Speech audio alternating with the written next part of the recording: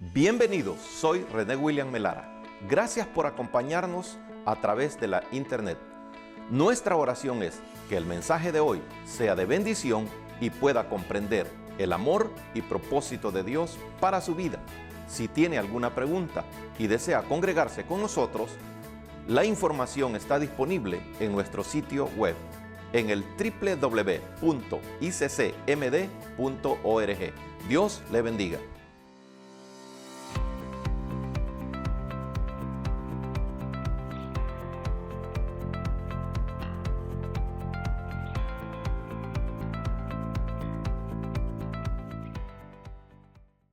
Bueno, hermanos, quiero pedirle vaya al primer libro de Reyes, primer libro de los Reyes en el capítulo 19. Primer libro de los Reyes, capítulo 19, vamos a tomar una porción de la palabra del Señor para hablar acerca de un mensaje o de una enseñanza maravillosa, la palabra de Dios en tiempos de prueba. Ese va a ser el tema el que vamos a compartir en esta mañana. Primer libro de Reyes, capítulo 19. Vamos a leer del versículo 1 en adelante. Nos dice su bendita y soberana palabra: Acab dio a Jezabel la nueva de todo lo que Elías había hecho y de cómo había matado a espada a todos los profetas. Entonces envió Jezabel a Elías un mensajero diciendo: así me hagan los dioses y aún me añadan, si mañana a estas horas yo no he puesto tu persona como la de uno de ellos. Viendo pues el peligro, se levantó y se fue para salvar su vida, y vino a Beerseba, que está en Judá, y dejó allí a su criado. Y él se fue por el desierto un día de camino, y vino y se sentó debajo de un enebro, y deseando morirse, dijo: basta ya, oh Jehová, quítame la vida, pues no soy yo mejor que mis padres. Y echándose debajo del enebro se quedó dormido, y aquí luego un ángel le tocó y le dijo: levántate, come. Entonces él miró, y he aquí a su cabecera una torta cocida sobre las ascuas y una vasija de agua, y comió y bebió y volvió a dormirse. Y volviendo el ángel de Jehová la segunda vez lo tocó diciendo: levántate y come, porque largo camino te resta. Se levantó pues y comió y bebió, y fortalecido con aquella comida caminó 40 días y 40 noches hasta Horeb, el monte de Dios.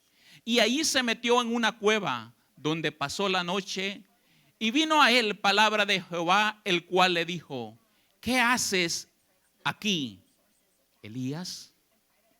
La palabra de Dios en tiempos de pruebas.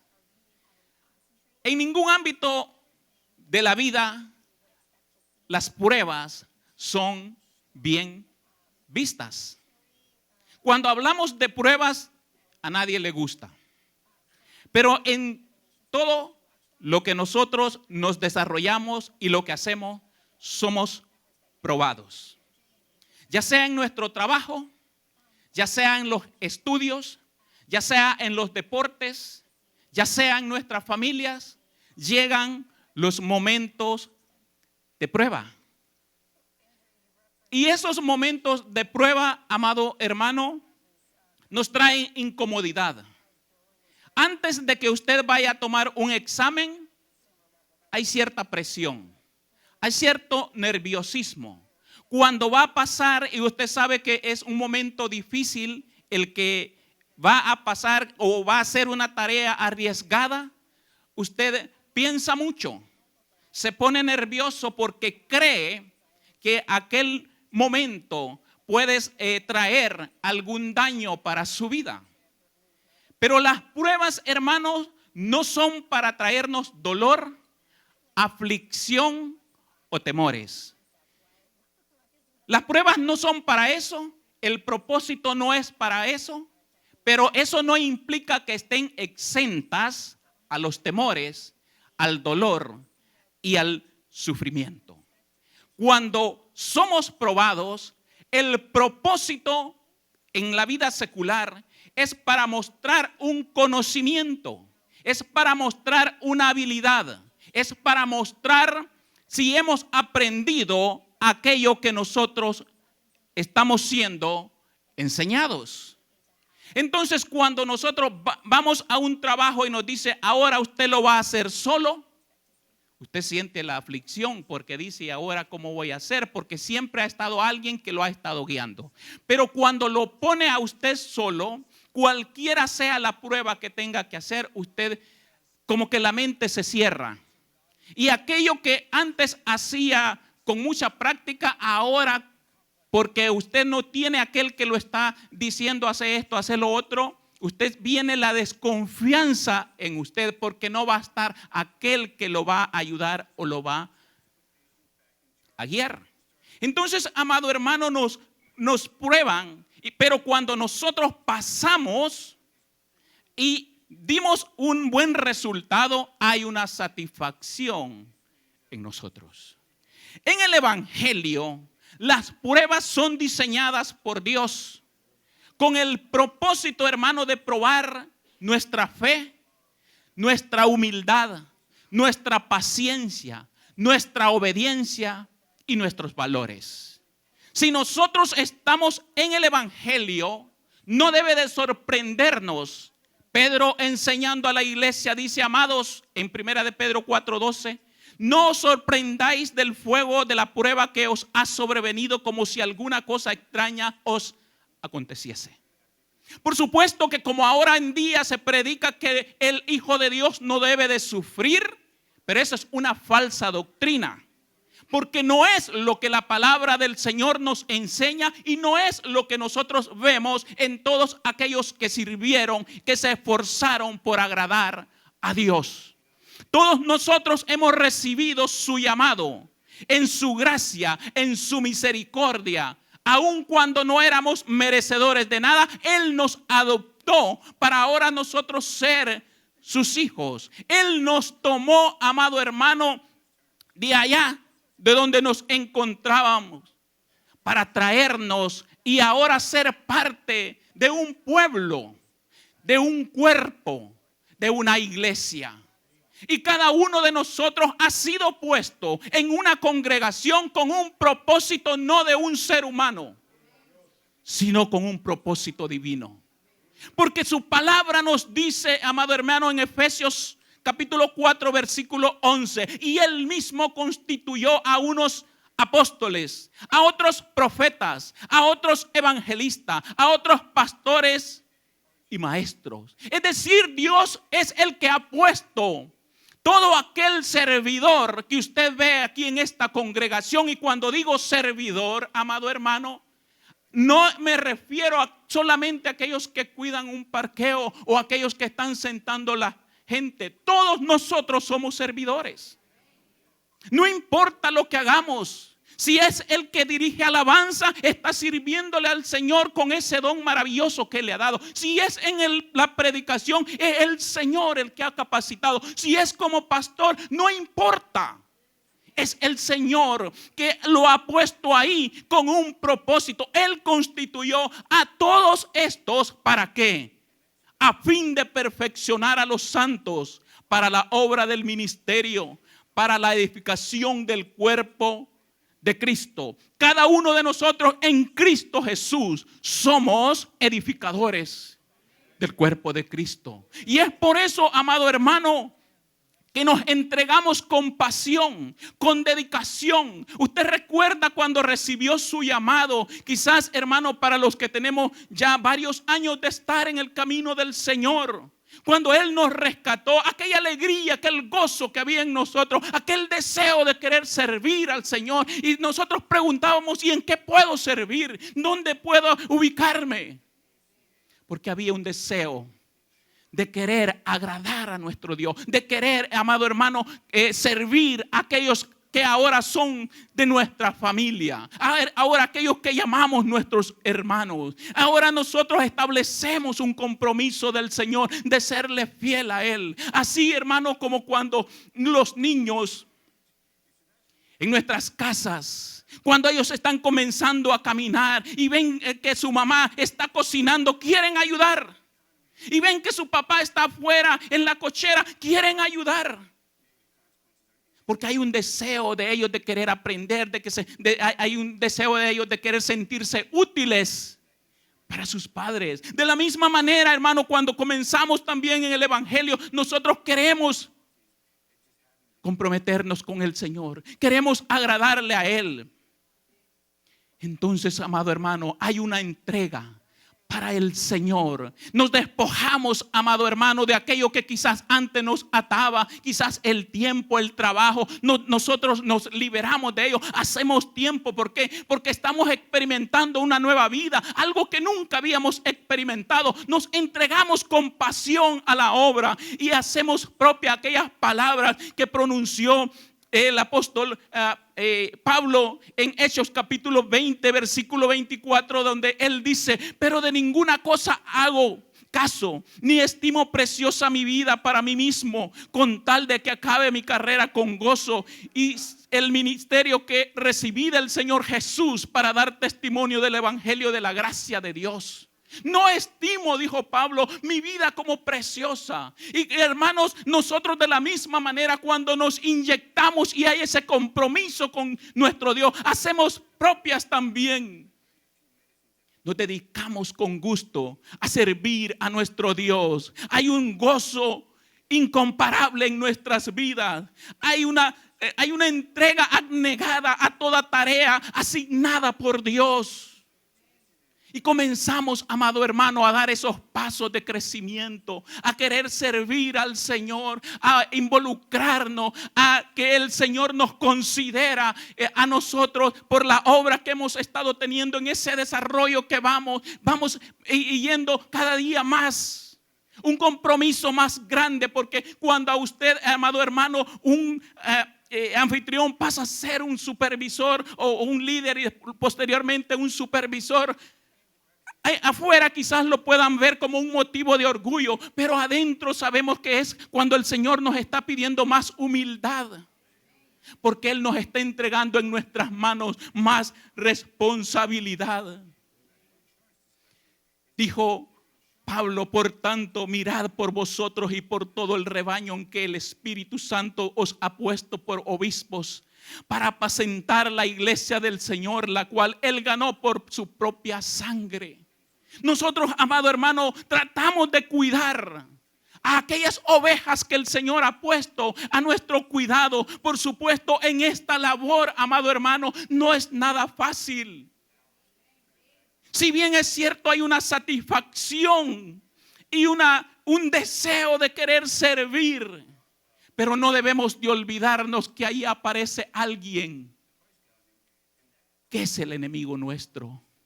Aparece un enemigo que quiere estropear toda aquella pasión, toda aquella dedicación que nosotros sentimos para servir a nuestro Dios. Y es ahí, amado hermano, donde las cosas se comienzan a complicar.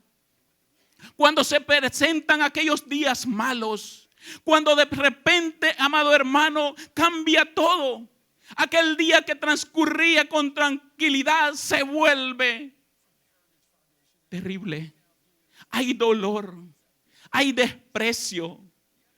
Y entonces cuando vienen esas dificultades, comienza la duda. Aquella pasión que sentíamos, aquella seguridad que mostrábamos en lo que hacíamos, comenzamos a retroceder y a preguntarnos: Señor, ¿estoy haciendo lo correcto? ¿Será que verdaderamente tú me llamaste para ponerme en el ministerio? Señor, ¿será que me precipité en esta decisión que tomé? Señor, ¿será que estoy capacitado para hacer esto? Yo no puedo, me siento inútil. Porque estamos pasando aquel tiempo difícil. Como hijos de Dios, vamos a tener duda del llamado a servir a nuestro Dios, porque vamos a estar expuestos a eso, a que alguien nos desanime, a que alguien nos vitupere, o quizás de tanto hacer la obra hay cansancio en nuestras vidas. Viene la enfermedad, viene la escasez, vienen los problemas emocionales como la depresión o la ansiedad, vienen problemas familiares. Todo eso, hermano, es externo a la congregación. Pero ¿qué de aquellos problemas internos? Cuando nos sentimos traicionados, cuando nos sentimos heridos, cuando nos sentimos que en la iglesia no nos comprenden, cuando nos sentimos solos y abandonados, cuando a aquellos que nosotros les ayudamos, cuando a aquellos que nosotros les mostramos amor, les mostramos paciencia, nos hieren. Que cuando aquel anfitrión ya no quiere, porque dice este líder no me gusta, o estos miembros molestan mucho, o estas ovejas son demasiado rebeldes y aquí no me valoran. Porque vienen esos momentos y nosotros debemos de ser sinceros con nosotros mismos. Y debemos de ser sinceros de todos los problemas que se presentan en medio del pueblo. No debemos esconderlos, porque Dios no los esconde. Dios nos muestra en su palabra cómo aquellos líderes que se desarrollaron lo hicieron en medio de las dificultades. Pero Él no los abandonó. En algún momento, amado hermano, aquel gran hombre de Dios llamado Jeremías, que Dios había levantado en medio de la corrupción del pecado del pueblo, cuando todo Judá e Israel se había corrompido, era la luz que alumbraba a los reyes para advertirle de las consecuencias que iba a venir sobre aquel pueblo. Y este hombre con pasión y dedicación anunciaba lo que Dios le hablaba. Pero en una ocasión dice la palabra del Señor en Jeremías capítulo 38, que este Jeremías fue tomado.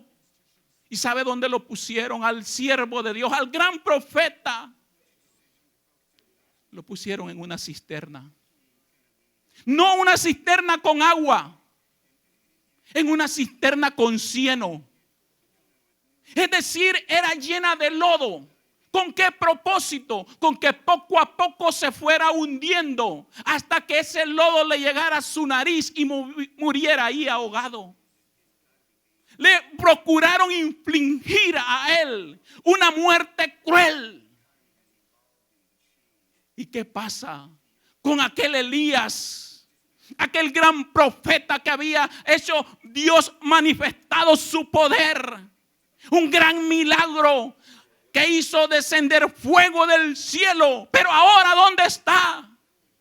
Huyendo en una cueva y deseando morirse. En una profunda depresión. Decepcionado.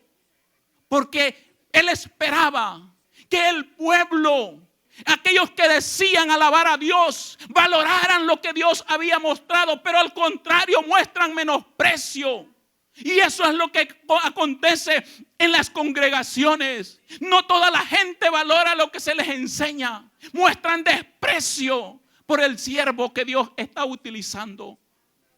Así que usted no se sorprenda si usted como líder muestren desprecio hacia usted, se burlen de usted. Porque Dios, amado hermano, ya nos está mostrando que así hicieron con sus hombres. Pero ellos no desistieron, sino que se fortalecieron en Él. Vino palabra a sus vidas que los animaba a seguir adelante.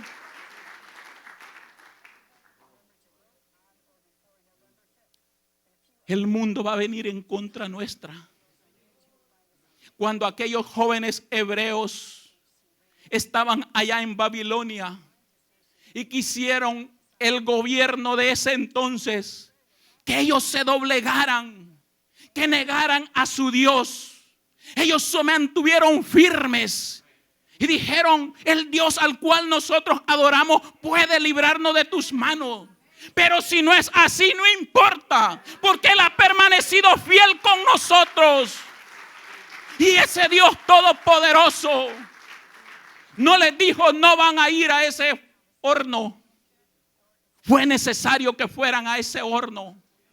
Pero ¿sabe qué? Porque Dios quería glorificarse en ese horno. Porque cuando aquel rey dijo: oh, yo no veo 3, ahora son 4, y uno parece que es hijo de los dioses, era el Cristo Jesús, el que guardaba a aquellos que eran fieles a Él. Aunque no estemos en un horno de fuego, el Señor no nos deja. Aunque pase por el fuego, no te quemarás. La palabra de Dios es fiel, amado hermano. Por eso aquel Daniel no temió a aquellas fieras. Nosotros no tenemos fieras aquí, pero con nuestra crítica producimos heridas más profundas que las de leones. Pero el Señor está con nosotros para librarnos, porque aquí yo los envío como cordero en medio de lobos. Pero sabe que esos lobos no van a poder dañarnos, porque el poderoso va con nosotros, así como estaba con Daniel para librarnos de las garras de aquellos leones. Así el Señor también. Vienen a nuestras vidas las pruebas. Estamos, amado hermano, atravesando quizás por ese desierto espiritual, en el cual hay dolor, en el cual hay tristeza. Y debemos de ir, amado hermano, a la palabra, para entender que hay un enemigo que nos acechará, que deseará matarnos. Ese no viene para lastimarnos, ese viene para matarnos. Y por eso lanza sus dardos de fuego con todo ímpetu, para hacernos a nosotros desfallecer. Y es ahí, amado hermano, donde nosotros debemos de ir a la palabra del Señor. Porque esa es la fuente de donde nosotros podemos tomar de esa preciosa agua para fortaleza de nuestras vidas. El salmista dijo: en mi corazón he guardado tus dichos para no pecar contra ti, en el Salmo 119:11. Es ahí, hermano, en medio de las pruebas donde comenzamos a ver la obra que hace la palabra en nuestras vidas. En mi corazón he guardado, dice, tus preceptos, tus dichos, tu palabra. ¿Para qué? Para no pecar contra ti. Y cuando hablamos, amado, de no pecar contra Dios, no estamos hablando solamente del homicidio, del adulterio, de la mentira. Es que, amado hermano, cuando estamos en medio de la prueba, pecamos con nuestra mente. Pecamos, hermano, con nuestras intenciones. Cuando decimos estoy solo, estamos haciendo a Dios mentiroso. Porque Él ha dicho: aquí yo estoy con vosotros todos los días.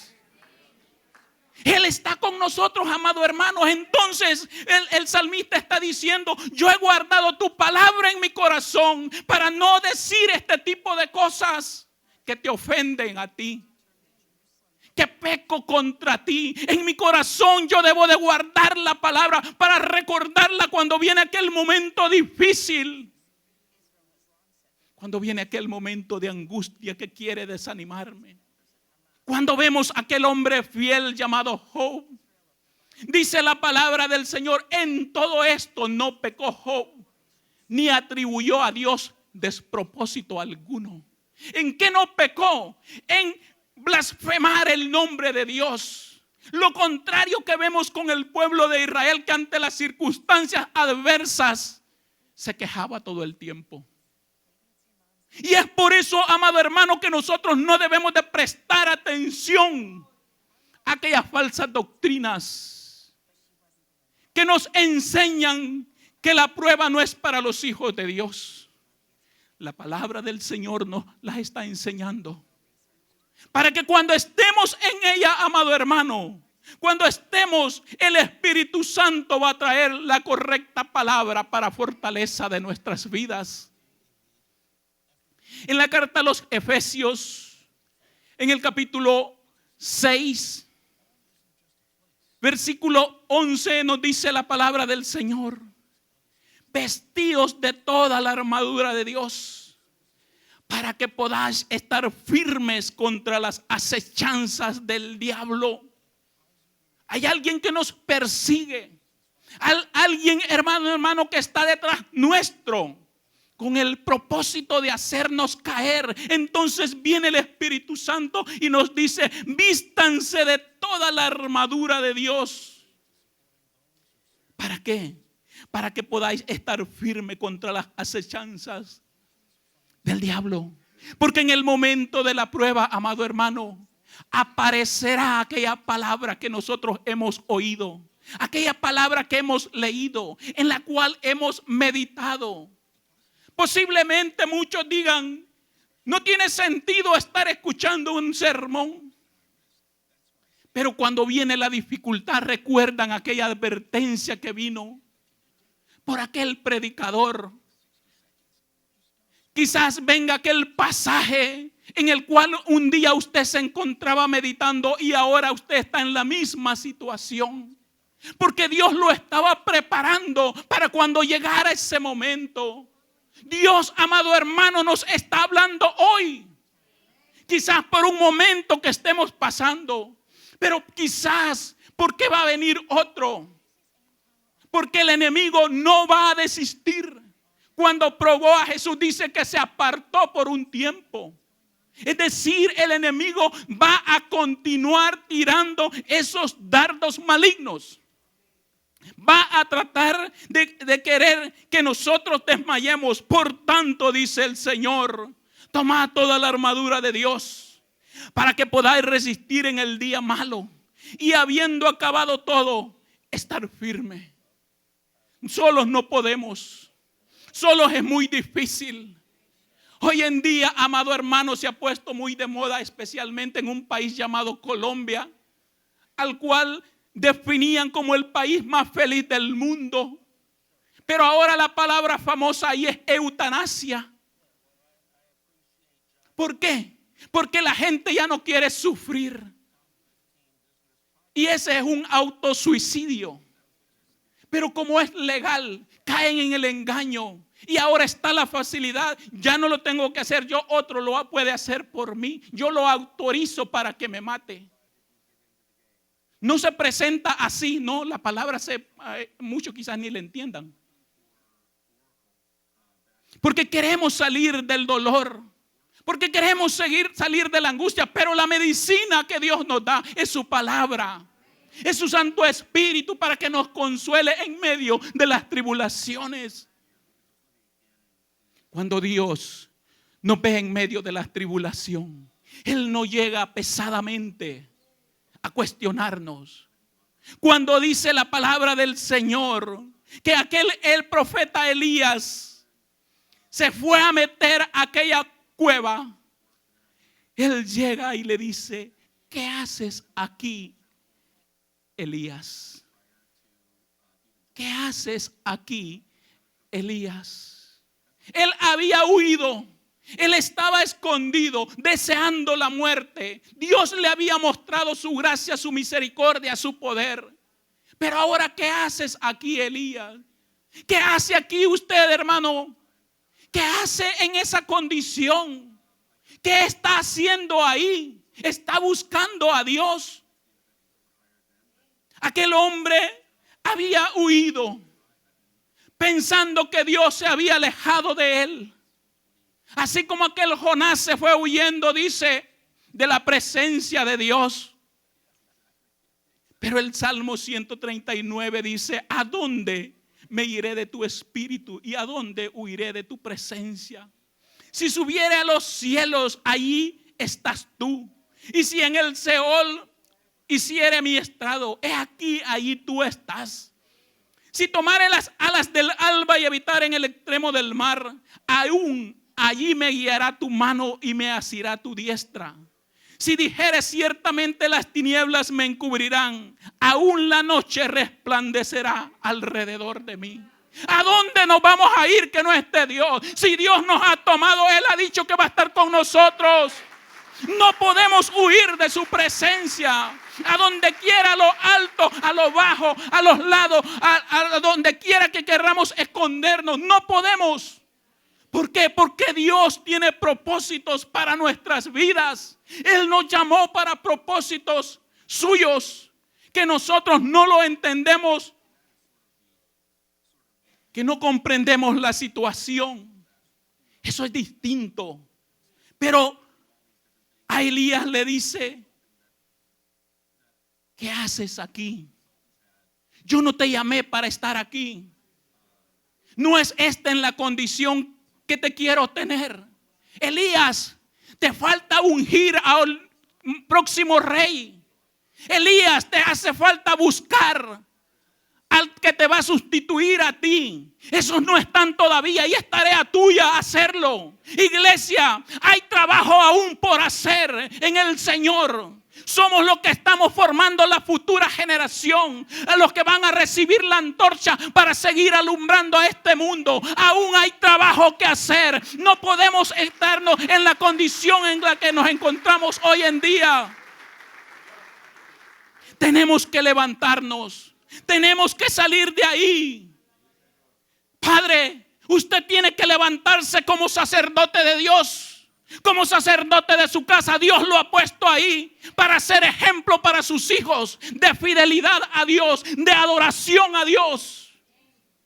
Él le está diciendo: no te quedes en esa situación, levántate. Tus hijos te están viendo. Y si tienes a un Dios poderoso, levántate, porque es en la fuerza de Él. Madre, usted debe levantarse. Así como aquel sentir que hubo en aquella Débora, que se levantó como madre sobre Israel. Al ver la opresión de aquel pueblo, ella tomó valor que caracteriza a las mujeres. Aquella pasión que ella sentía por el ver al pueblo oprimido. No importa si usted está viendo a sus hijos, a su esposo oprimido por el enemigo, pero hay un poderoso que lo puede sacar de esa condición en la cual se encuentra. Pero las madres deben de levantarse, no en sus fuerzas, sino en el poder de Dios. Joven, levántate. Estás deprimido, levántate. ¿Qué haces ahí? Estás enfermo, ¿qué haces ahí? Dios tiene propósitos para ti, porque en ti está la fuerza, en ti está la vida. En ti está esa sabiduría para seguir empujando, ese vigor para seguir impulsando esta obra. Dios quiere utilizarse en tus caminos. Por supuesto, las ofertas del mundo allí van a estar para satisfacer tu carne. Pero si quieres agradar a Dios, joven, levántate en las fuerzas que el Señor te da.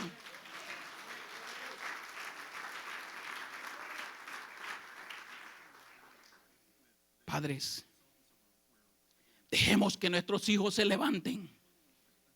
Nuestros niños son preciosos. Él nos los ha dado. De ellos sale la alabanza pura. De ellos sale la sinceridad. En medio de la dificultad y el dolor, quizás es el único que ríe. Es el único que dice oremos. Es el único que dice leamos la Biblia. Que nosotros los padres por los problemas que estemos pasando, no los callemos, porque esa alabanza es agradable delante de Dios. Debemos fortalecerlo, su fe. Levantemos a esa generación de niños que son adoradores del Dios verdadero y puro, con esa sinceridad de corazón y esa humildad y esa inocencia que les caracteriza. Pero esa alabanza llega al trono de Dios, porque Jesús dijo: dejad a los niños venir a mí y no se lo impidan. Que nuestros problemas, nuestras dificultades no impidan lo que aquel niño muestra es alegre para su Dios. Porque a veces somos propensos a poner tropiezo. Pensamos, amado hermano, que el niño por mi problema no tiene que reír. El problema es mío, no es de él. Él descansa en la confianza en usted, porque él a usted lo ve fuerte. Ve que usted no lo va a desamparar. Y esa confianza que Él muestra en usted, nosotros también la debemos demostrar a nuestro Dios. Que Él no nos va a dejar, que Él no nos va a desamparar, que estamos en medio de la dificultad, pero que Él nos va a levantar. Va a venir tristeza, va a venir desánimo, va a venir dolor. Lo que nosotros ahora vemos es quizás desaliento, es desánimo, es tristeza. Pero la palabra del Señor dice, porque por la fe andamos, no por vista. No es lo que nosotros vemos, es lo que la palabra del Señor me dice.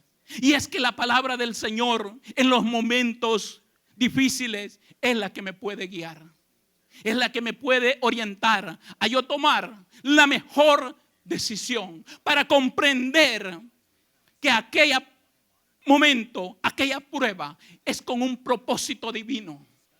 Que yo no la entienda, sí, no la entiendo, pero tiene un propósito. Y es por eso que a Dios le agradó la actitud de Job, porque dice, él no atribuyó despropósito alguno, sino que él comprendió que en medio de esa dificultad había un propósito que él no estaba entendiendo. Y eso es lo más difícil en nuestra situación, no poder entender la situación. Pero como el Señor dice que nos ha llamado para perfeccionarnos, y si habla Él para perfeccionarnos, es porque nosotros tenemos muchas cosas que corregir. Y es, hermano, en medio de la prueba donde vamos a corregirla. Dios, de una manera gráfica, llevó a Jeremías en el capítulo 18. Dice la palabra del Señor que vino palabra de Jehová a Jeremías diciendo: levántate y vete a casa del alfarero, y allí te haré oír mis palabras. Y descendí a casa del alfarero, dice Jeremías, y aquí que él trabajaba sobre la rueda. Y la vasija de barro que él hacía se echó a perder en su mano. Y volvió y la hizo otra vasija según le pareció mejor hacerla. El alfarero no trabajaba en 5 vasijas, ni en 10. Él trabajaba en una, con el material suficiente para aquella vasija. Pero dice la palabra del Señor que en el proceso aquella vasija se echó a perder, pero estaba en las manos del alfarero. Se echó a perder, pero en las manos del alfarero. Estamos derribados, pero en las manos de Dios. Estamos angustiados, pero en las manos de Dios. En problemas, pero en las manos de Dios. En las manos de Dios. Entonces dice la palabra del Señor, y volvió y la hizo otra vasija. Volvió. No dice tiró aquel material y tomó otro para hacerse una nueva vasija. Del mismo material lo vuelve a tomar y la vuelve a moldear.